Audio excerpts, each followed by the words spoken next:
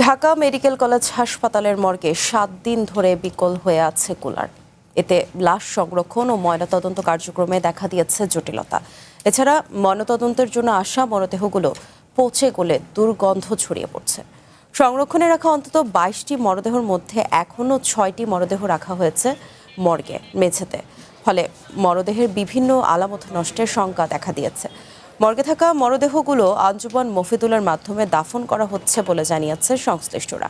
City কর্পোরেশনের অনুমতি নিয়ে সেগুলো আজকেই দাফন করা হবে বলেও জানান তারা। চলতি মাসের ২ তারিখ মর্চুয়ারি কুলারটি বিকল হয়ে পড়লে ফরেনসিক বিভাগ থেকে কুলার অকেজো হওয়ার বিষয়টি উল্লেখ করে সেটি দ্রুত মেরামতের জন্য ঢাকা মেডিকেল কলেজের অধ্যক্ষ বরাবর চিঠি পাঠানো হয়।